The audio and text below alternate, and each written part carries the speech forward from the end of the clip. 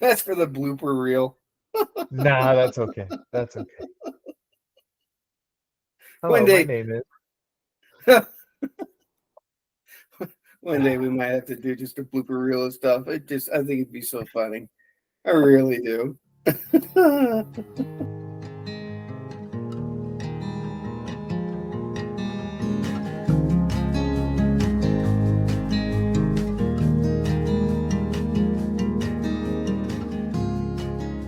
Hey, everybody, welcome to another episode of the Bearded Bible Brothers. I'm Matt Crosswhite, joined by Josiah Marshall. How are you, sir? I'm doing well. I'm having a ball chatting with my best friend. Yeah, Jesus? How's he doing? Say Well, him hello and me for me. too. Yes. Hey, Jesus. Matt says, hey. All right, Jesus, I gotta let you go. Matt here. I'll call you Yeah, later. Maybe after the kids are in bed. That's very Christian PC, isn't it? Right? Oh. Oh, man. I always like references back to the Andy Griffith Show. They're fun. Hey, Andy, Goober says hey. Well, hey to Goober. Yep. Some of the millennials listening might maybe going, wait a minute, who's Goober? Who's that? Goober? But oh man, I'm doing well, man. It's always so good to see you. You bring Likewise. You give me life. Do you know that you cause me to have a very abundant life and just thrive just when we get to sit and talk and hang out together. I just wish we could do it more in person than over video chat or podcasts. Like, it's still, I enjoy it. Don't get me wrong, but still, just hanging out with you is an absolute pleasure. Agreed. Yep. I love hanging out with me too. I'm just kidding. Which is good. Yes. I bring myself with me wherever I go, but we'll be here all week.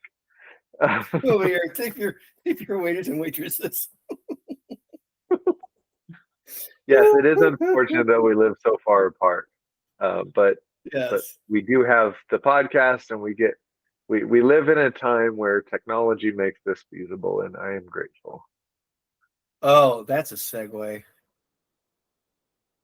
Because we were talking before about this the Awakening School of Theology that Dr. Michael Heiser was on the board of, and if it wasn't for the internet, I would not be able to enjoy the new. So they took their entire curriculum and platform and made it free, which is just phenomenal. It is. It's phenomenal.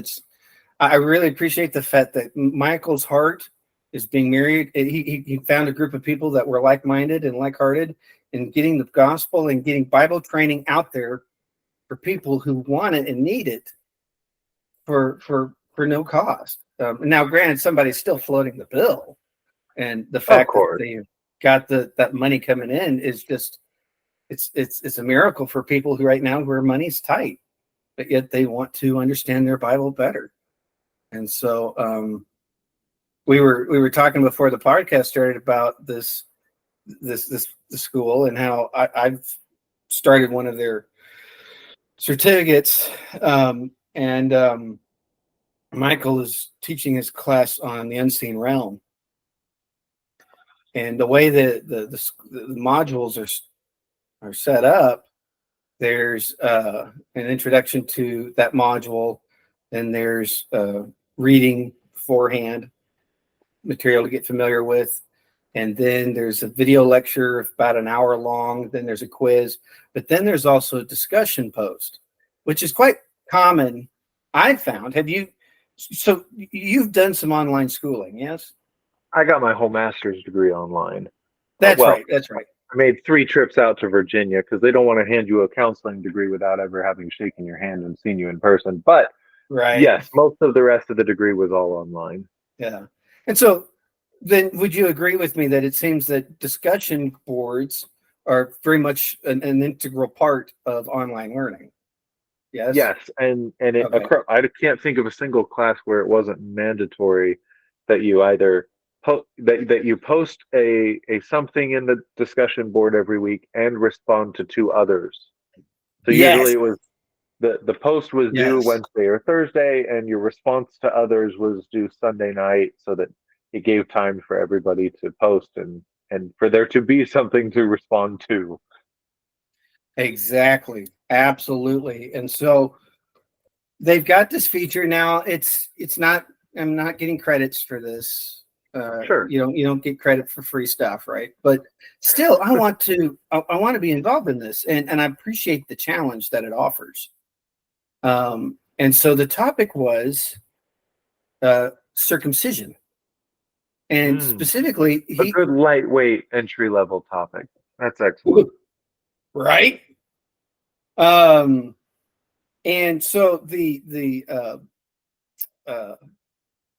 outline for your discussion post is read that physical circumcision was the sign of God's covenant relationship to Israel, Genesis 17. It was assigned to men and women. With that in mind, the Bible frequently uses terms like circumcised or uncircumcised metaphorically. So here's the question for your discussion post. What is meant by a circumcised or uncircumcised heart? So that's that you're writing a post discussing what you think is meant by this phrase. And so attached to that, there's a small little video that Michael gives, about 5 minutes, 4 or 5 minutes long, and he's really fleshing out the question that you're supposed to be answering. And he makes the statement that a circumcised heart is a believing heart. It is a heart in line with and remembers and remains loyal to the covenant God made with Abraham, Sarah, and their children. And I as I even said in my post, my very first thing was, I completely agree with Dr. Heiser. Right? Would you agree too? Yeah, absolutely. I mean, it really, it's kind of, it's not, what I like about it, it's not so, convoluted. It's very simple language, and it's capturing, I think, ways in which anyone would attach themselves to something, and how we would integrate that and use that in our lives in ways that, we're bringing ourselves in line with it. We're using it as a remembrall, so to speak. Uh-oh, here's a Harry Potter reference. But the loyalty. I remember, who was that? It may have been Israel Bible Center, where I was first understanding the concept that baptism is an act of citizenship. It's being made into a citizen of heaven, and us proclaiming our loyalty to God's kingdom. And I thought that's an interesting concept there. That's an interesting way of putting it. But then when we get into this area of intimacy that could almost border on the crude, right? Well, if this remembrance is happening between a husband and wife privately, what could a circumcised and uncircumcised heart look publicly? I mean, it even should it be made public? Right. Now, and so that's kind of what I get into, but the crux of what I'm trying to get to, and I'm not going to try to be too long-winded about this, is that I see it happening. It's demonstrated in Egypt, and it's communicated in Exodus 20. And that's this. There is a marriage going on at Mount Sinai. We've discussed this before. We've already established that narrative. But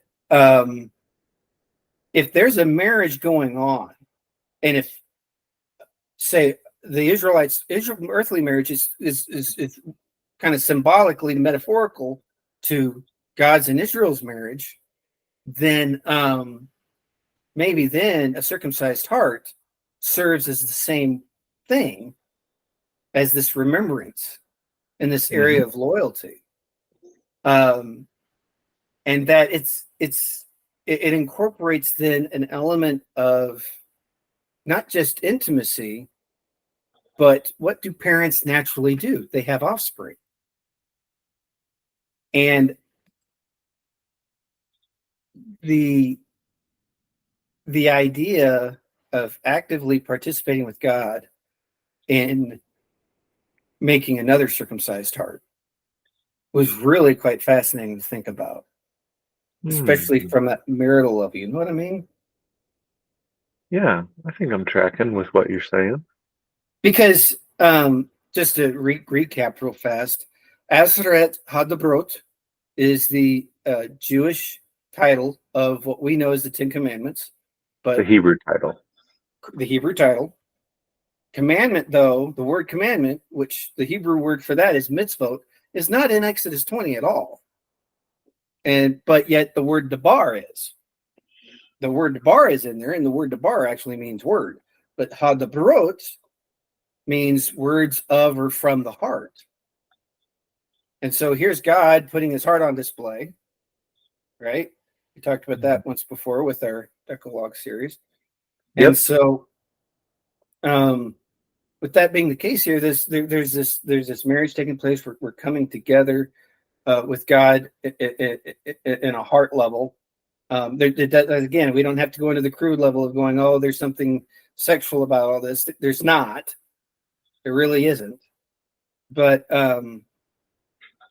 when we look at the elements of what it means to be wedded, it just really captivated me to see that there's how did I phrase it? That I also drew on leaven out of the Passover, about how you even removed leaven from the household, and how leaven is, while sometimes mostly popularly, I should say, referred to as sin, it's more accurately attached to desire, especially fleshly desire. And we see it personalized in ways such as pride and arrogance for Saul, or sexuality and lust for David, stuff like that. But that if removing the leaven, as even Paul talks about in 1 Corinthians 5:7-8, can be metaphorically attached to the circumcision of heart. And this is the way I phrased it: when our desire is removed, i.e., our hearts circumcised, we gain more intimacy with God and join with him in adding to his family through the Great Commission. And I can close with this. Is that in Exodus 20 is a ketubah, a central part of Jewish marriage, given by God to Israel at the wedding ceremony at Sinai. It is designed to sync hearts with the Father, which then becomes a wellspring of God and man coming together in original and harmonious design to see life and life abundant experienced and shared generously to all. And I compare that with the Bible Project's video of heaven and earth overlap. And so just with these few pieces, I was really wanting to get your thoughts on some of this, because it seemed quite intriguing to me to really look at this in this new way, in this new light, because why not be deliberate in understanding what it means to have a circumcised heart? Absolutely. And I think you're right on the money with it. It's also bringing to mind the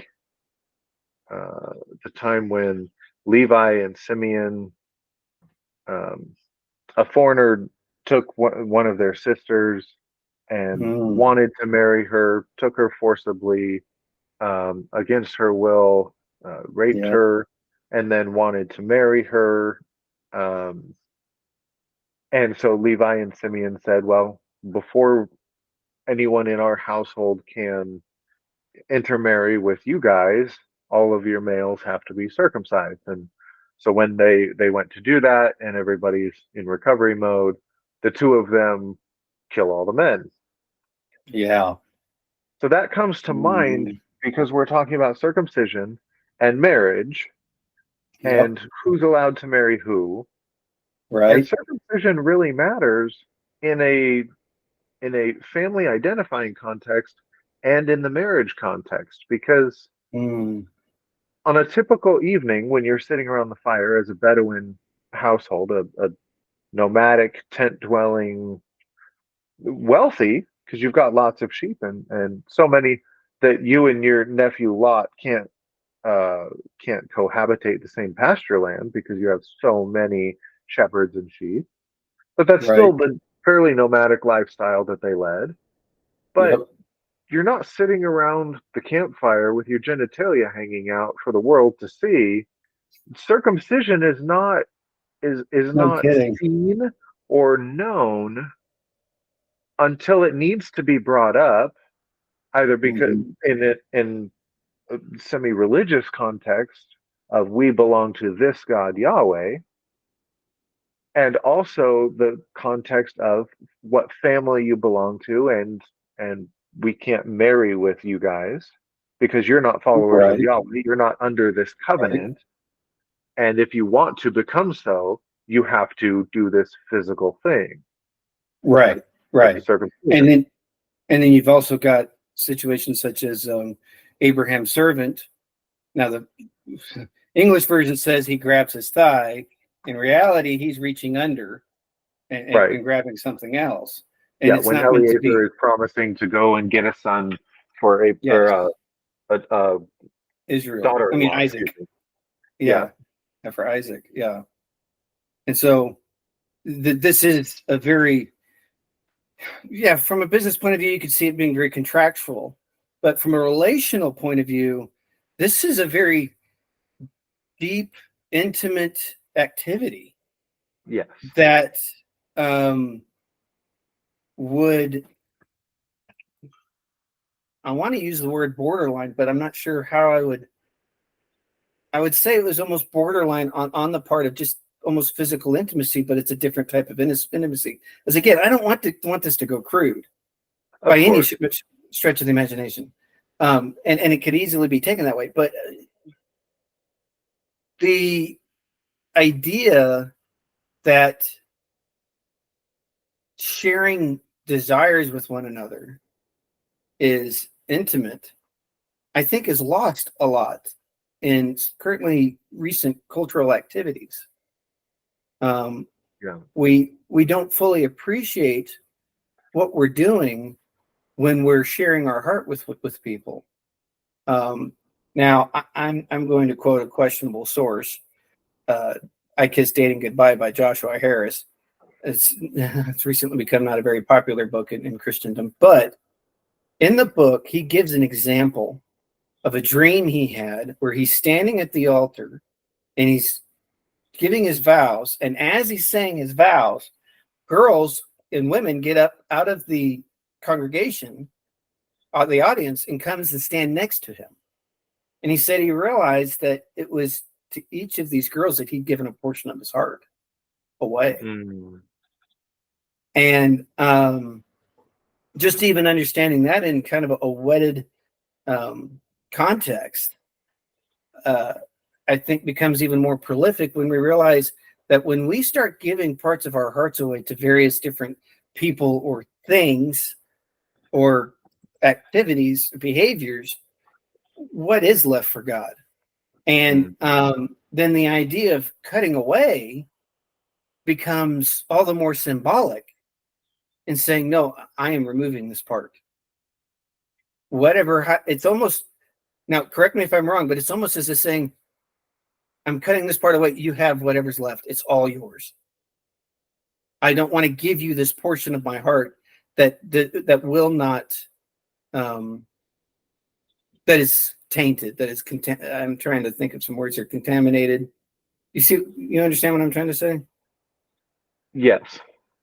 I want to give you I my am heart, but I want you to give you my heart that hasn't been, that hasn't been already given to somebody else. yeah, exactly. But Yeah. then that's the hard part. You get these moments, even as a dumb kid, where you make bad decisions. You're thinking with something other than your mind, and Mhm. you do something you end up later regretting, and it becomes this this hammer that just gets that you and even your conscience, or even if it's just Satan in general, will use just to beat you over the head with for the rest of your life. Well, now you can't fully have a relationship with your wife because you did this. No, you can't fully give your heart to God because you did that. Yeah. And yet, the way, as I was writing this, I really started seeing the struggle that Israel went through coming out of Egypt and entering into this relationship with God. Yeah. Just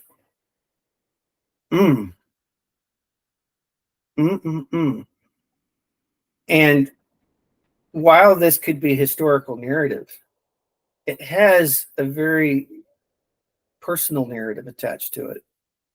We each can see the fact that starting from the beginning, God created us so that we could be with him. But unfortunately, we've inherited something that continues to assert our own desire over God's desire. And we've gone this route that ultimately we find ourselves in bondage to things that even God never meant for us to be in bondage to. And we don't want to be in bondage to. But yet, when God frees us, we find that our hearts and our desires continue to want to be drawn back to that. But then we get this ketubah, this words of the heart from the heart of God, looking at people saying, this is what I want our marriage to look like. Yeah. And so therefore, the conclusion I kind of came to unspokenly with this writing was, while it may seem public, privately, it's two people coming together, and that's where heaven and earth meet, but that's also where our heart meets with God, and we start operating in the context of the kingdom of heaven and seeing that kingdom of heaven grow by the rebirth and the reproducing of circumcised hearts. Yes. And I'll add to that, the concept of a circumcised heart is not that we've never done anything wrong. Right. Almost as that I Kiss Dating Goodbye book might suggest, it doesn't mean, like, sure, don't do stuff before you're married, all of that. I'm not having that conversation right now. But it's only through grace and forgiveness that we are able to have a circumcised heart surrendered to God. Yeah. And so it's not about works or perfectionism. It's about his grace having cleansed us so that we can have that level of relationship with him, be in his family, be under his wing, taken care of, and be his partners in bringing his kingdom here. Yeah, absolutely. And there's my mind goes several different routes with just making connections here and there of well, if we're going to carry this metaphor on, how would Jesus factor into this and all this jazz? And I don't necessarily want to get lost in that, because one of the conversations I've had recently with my own son that I think helped, that formed a lot of and formulated a lot of what I ended up saying in that post, was that oh, forgive me, I'm having some brain fog. Not a problem.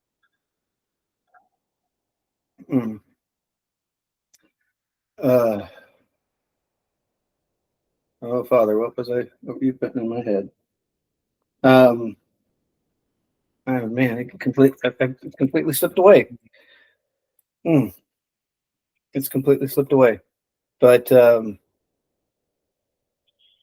the idea that we have to work towards a relationship with God definitely defeats the purpose of having an honest relationship with God and an authentic relationship with God. Because I think that when we bare our hearts to someone else, It should be us and not who we're portraying ourselves to be. God isn't sitting on the other side of a Facebook page hoping that you're going to present yourself in a way that's going to be like wanting him to fringe you and like you. Right. I got a buddy that when I used to be on Facebook, before I deleted my Facebook page, he would post pictures of his very overflowing sink of dirty dishes and his destroyed living room of clothing and toys and books and all this jazz. And he says, I think it's so sad when life gets sanitized to the point where we can't just be real with people and showing, hey, you know what? I was not able to clean my house before you came over today. And it's nothing against you. It's just that I did not have the time, or I didn't have the energy, or I didn't have the capacity to be able to do this sort of thing. Yep. I sometimes when I have people walk into my house and it's not clean, say, well, welcome to our house. It has that very lived in look. Yep. Yep. But I'm really trying to remember what I was talking to my boy about, because I really enjoy having conversations with him, because it's as if I'm revisiting old topics in a new way through a whole new context. You know what I mean? And it's for me, because very enthralling, because it's just seeing all this in just a new light, and you go, whoa, I never really thought to look at it in that way. That's fun. It is. Have you found the same thing with your boy? Have you gotten to have, I know he's 4.5, but just being a parent. Yeah, we're not there yet with him. Although he did really enjoy the old version of the Veggie Tales account of the fall of Jericho, where they dropped slushies on their heads. That was fun. Yeah. And so we had to have the conversation. He kept turning around in his chair going, is this real? Did this really happen? And so we had to have the conversations of not the slushies, but yes, the angel coming to Joshua, telling him to just walk around the city and make noise. Yes, all of that is real. All of that happened, but not the purple slushies. He's like, oh, okay. But having similar conversations with others, whether it's my wife Christy or others, when you come across a passage or a biblical concept that you've read a whole bunch or you've understood it from whatever perspective, and then come to find out that there's so many more layers to it than you ever knew or anticipated. Christy just presented one of those to me the other day, and perhaps we'll make an episode about it. It's about the book of Job and how it's popularly received. But yeah, those realizations are always fun and fantastic. They really are. They really are. And it just deepens things in a whole other way. And one of the things that I've really gotten into lately is having you and me really diving into scripture on a Jewish level, understanding it as a Jewish text. I'm not Jewish. So right. My question comes back to, well, what am I to do as a Gentile then? What does this look like for me? Now, we look at Paul, and during that time, Hellenized Jews were saying, no, you've got to be circumcised. You've got to go through the whole proselytic process of becoming a Jew, right, in order to have this association with us. And that, it almost sounds institutional that way, or your association with us. But here's Paul saying, no, that's not what's being established here. And he even goes into, was it Galatians 3, where he's demonstrating how, and Romans also, it was Romans, that's right, it was Romans, where even before Abraham was circumcised, he was counted righteous, right, and loyal to God. And so, but even after he was circumcised, he continued to behave in that way. And so therefore, Paul makes this assertion that he's the father of the Gentiles as well as the Jews. Here's Abraham that's straddling that chasm. Yeah. And I don't have a conflict anymore with the idea that I have to be Jewish in order to be part of this. Right. But then at the same time, I want to be honoring. Yes. Right. Now, you've had the pleasure of going and participating in a Passover celebration. Mm-hmm. I really enjoy doing that because I view this as Israel being our spiritual older brother. Now, they're not the oldest brother, because if we're going to take Hebrews literally, Jesus is the oldest, but still, they came first. They were born first, so to speak. And so, and so this could reach into the questions of, well, am I supposed to practice the festivals? Am I supposed to pray 3 times a day? Is my life supposed to look more Jewish than Gentile? Have you ever wrestled with those questions? And if so, what are some of the conclusions you've come to? Absolutely have. I think that might be its own mini series of episodes to go into. Sure. I'm actually going to not answer your question and take it a little bit different way, because we're referencing quite a bit Paul talking about circumcised hearts. That was not a phrase that Paul coined. No. Jeremiah talks about So in Jeremiah 4, he says, circumcise yourselves to the Lord, remove the foreskins of your hearts, O men of Judah and inhabitants of Jerusalem. Yes. And then elsewhere, I don't remember if it's somewhere else in Jeremiah or if it might be Amos, but the prophet talks about how the nations around Israel are uncircumcised, and how Israel might as well be for how they're behaving. Right. And so the idea of it being a heart issue goes long predates the New Testament. Agreed. And that it's relationship, that it's about whether we're being faithful to God or not, faithful in all of the respects, including the marital respect, and that it really is about marriage and family. It really is about the intimate nature of the relationship that the one true God wants to have with all of humanity. Going all the way back to the originator of the one he told first to circumcise himself, he also told that individual, Abraham, that through your offspring, all the nations of the earth will be blessed, not just your family that will become a nation. All nations will be blessed through you. The goal has always been all nations, Jews and Gentile, which you and I know means other. Anyone who's not, whether you're American or Scandinavian or Chinese or whatever, if you're not Jewish, you are Gentile. Right. So because originally Goyim was attached to nations. Right. And just other peoples in general. Yeah.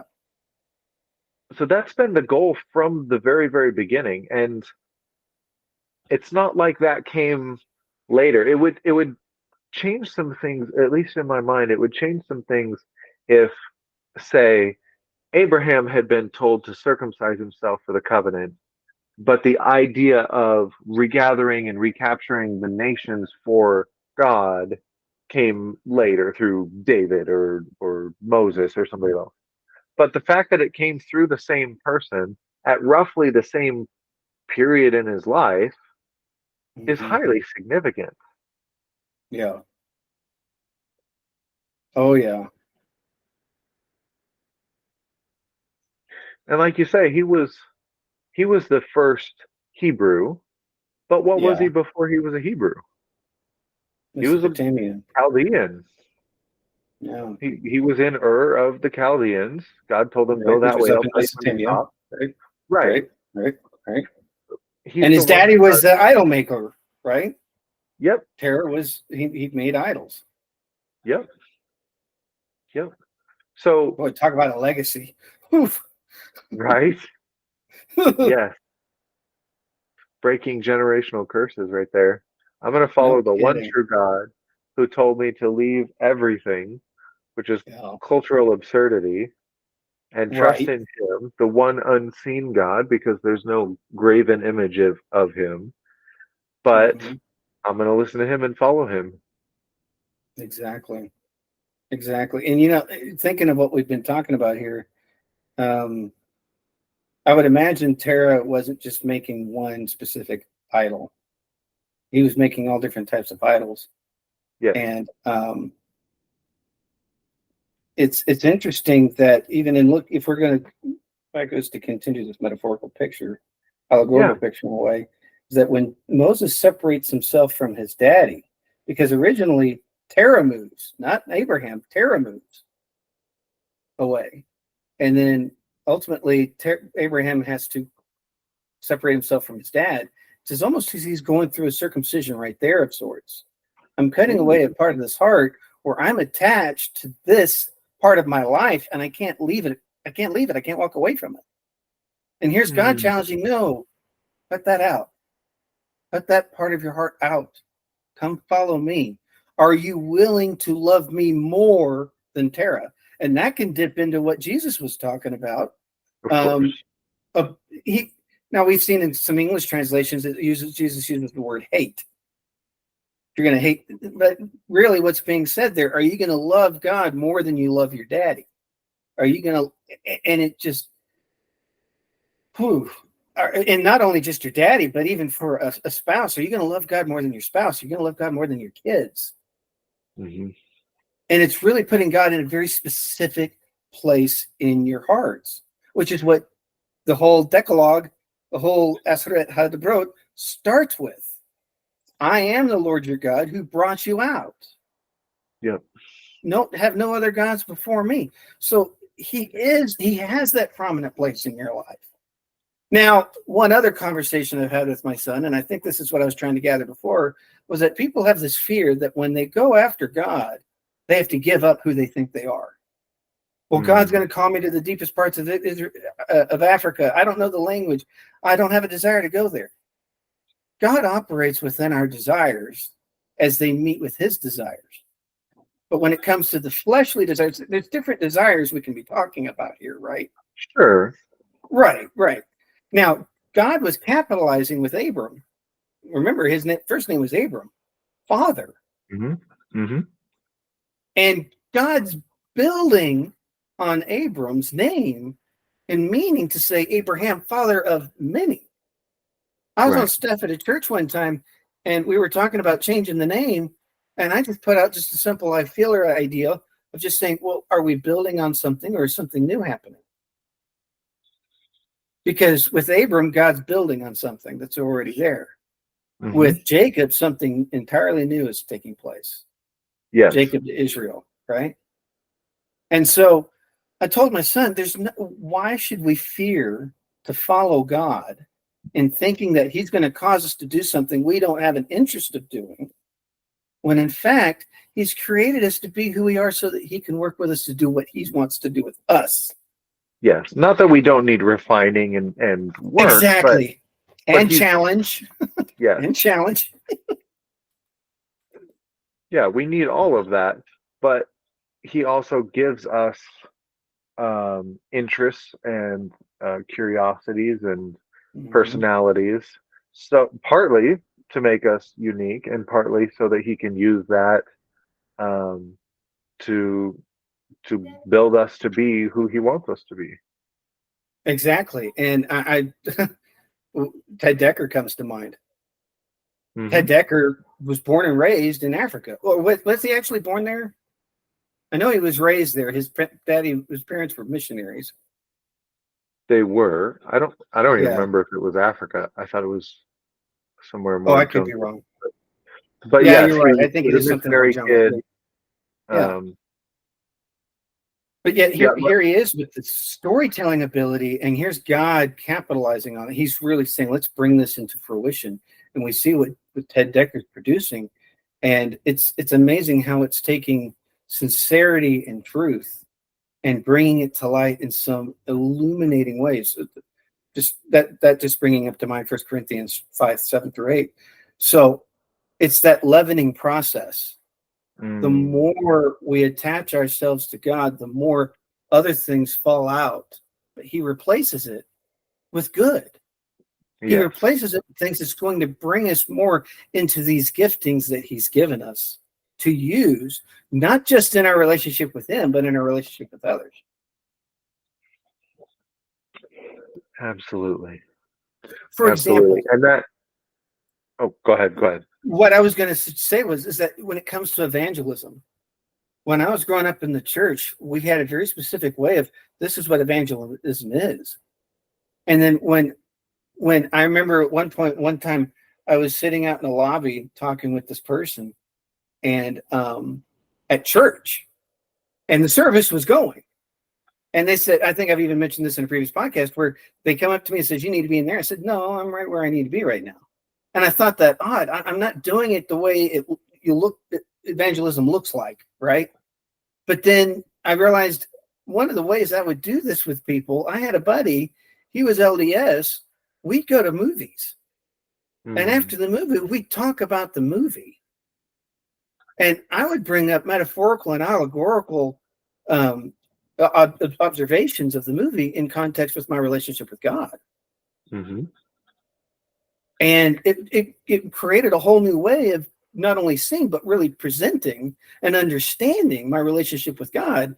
Because for me, one of the biggest questions growing up in Utah was, how do I evangelize somebody who uses the same language I do? They may use the same language, but they've got a different meaning. They have a whole different semantics. So how am I going to do this differently? And God, there's not one way to evangelize. God, I think, really draws upon talents and gifts and interests that he gives us to be able to be used for his kingdom. Yes. It may not always look like everyone else's way, but when did God ever, create imitations? When is he creating clones? No, I don't think so. Yeah. So I'm sorry, I interrupted you there a second ago. What were you going to say?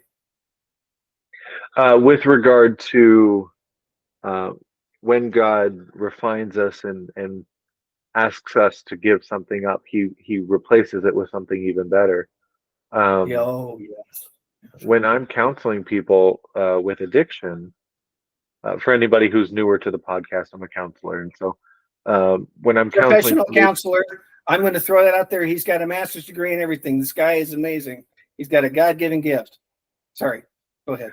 Speaking of God using our interests and curiosities for his purposes, when I'm counseling people through addiction of any different kind, I never ask them to just drop it from the get-go, because they're using that addiction, whether it's alcohol or pornography or food or shopping or whatever it is, they're using that as a salve, as a balm on the heart to quell fear or anxieties or depression or self-loathing or whatever it is. Right. So if I ask them to hand me the only emotional neosporin that they've ever known and don't then give them something back, I'm doing a tremendous disservice. Oh, absolutely. So I start with the hope we find in Scripture and who God really is, and how being in relationship with him is so mind-blowingly phenomenal. It's so superior to any temporary high or release or relief that you're getting from your idol of choice or addiction of choice. That wouldn't it make more sense to give up that idol / addiction for the one true authentic thing that also, by the way, doesn't have all of the really, really terrible side effects? So, oh, no kidding. Yeah, you don't get the guilt and the shame when you become addicted to Yahweh. When you choose the one true one. Yeah. Because that's what that's the fuel that the human was made to run on. That's the Yeah. relationship we were created for.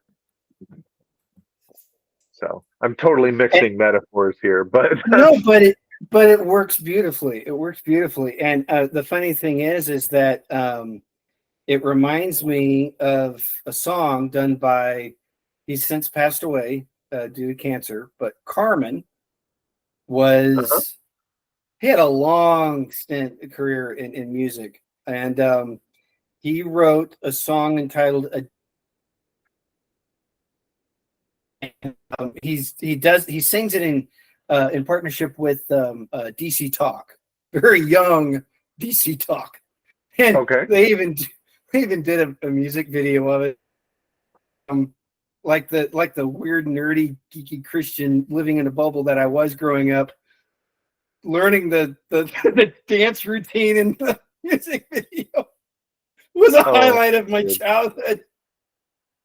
But he gets into talking about being addicted to Jesus by saying, well, people get addicted to things every day. Television videos, yo, what can I say, is even one of the lines. But the tagline is, get alive with God, addicted to Jesus. Yeah. Get alive with God, addicted to Jesus. Which is why I said that at the end of my post, was that this is life. Yeah. And this is abundant life. Now we have this I almost want to say misguided understanding that eternal life is something that happens after life here on earth. Right. But what John 3:16 is actually saying is abundant life, because back during that time, it was erroneous for anyone to think that now what we think of eternal life was actually for them, and saying our life, well, let's say for example, Abraham.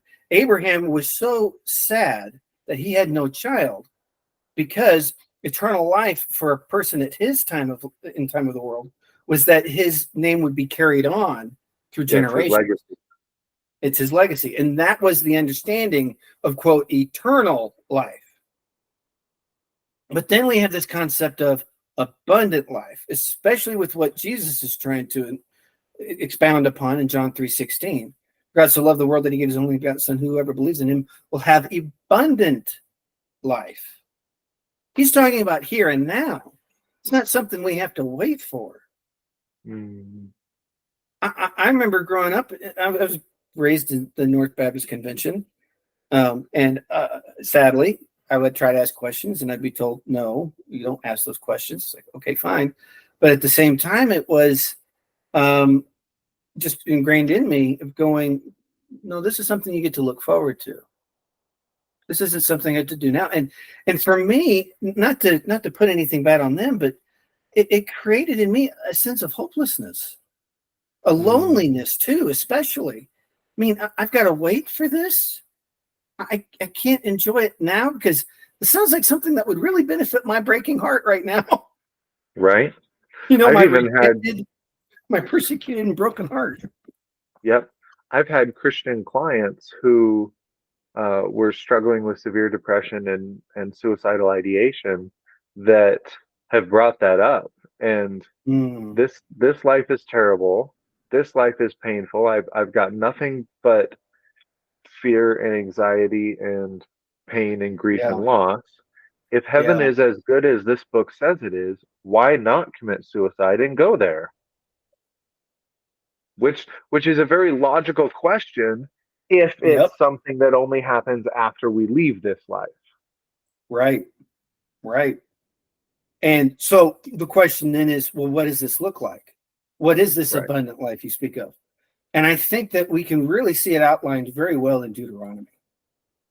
God is showing what a life with him can look like and how abundant it can be. I mean, you've got God saying, if you've recently built a house, then that gives you a year furlough of serving military service. Wait a minute, what? I get to actually enjoy what I built instead of having to run off to fulfill some sort of military or civil responsibility? Right. I just got married. I can spend a year with my wife. I just planted an orchard, and I can enjoy that orchard.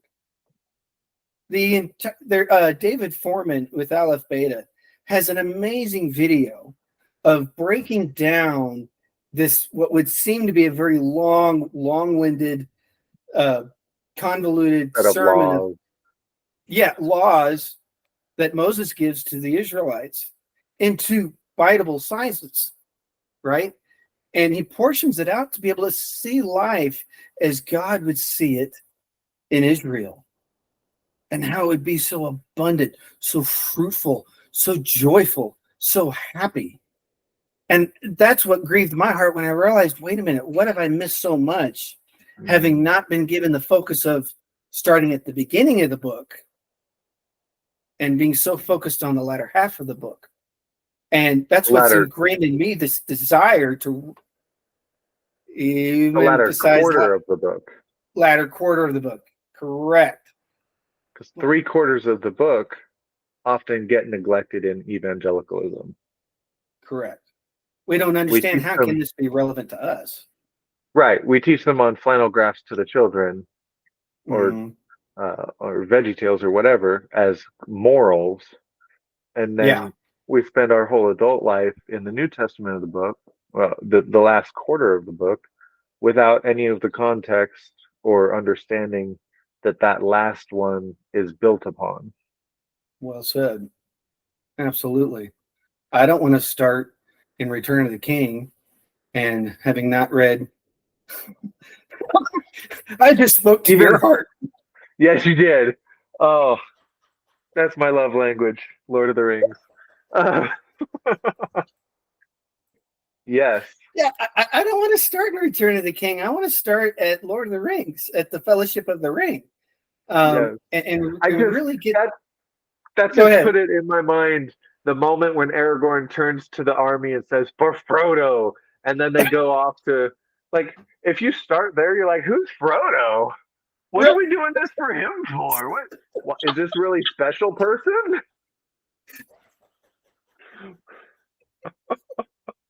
And then you start working backwards and you see how short Frodo is, and you think, what is Frodo, Aragorn's son? It's child size. And you get misconceptions. And that's really what's happened here. We get these misconceptions over what Scripture is and what it could and what we think it should be. When here we start at the beginning and we start treating it the way it's been written, and just the whole this thing unfolds of beginning to see God in a context that, God's an angry God in the Old Testament, God's a loving God in the New Testament. If he's never changing, then why are we having that conflicting? Yeah, exactly. How are we having that conflict? Yeah, God's just as loving in the new. The First Testament.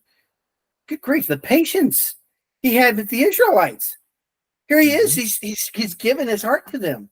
Here's the target that I'm having you aim towards.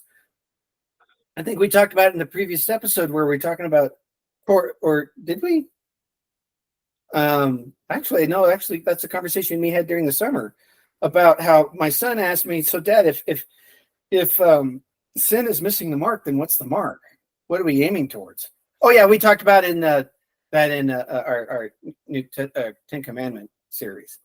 Then if God's giving his heart in Exodus 20, and the Torah has a root word of aiming straight and going in that line, he's aiming towards his heart. And when we sin, we miss his heart. And so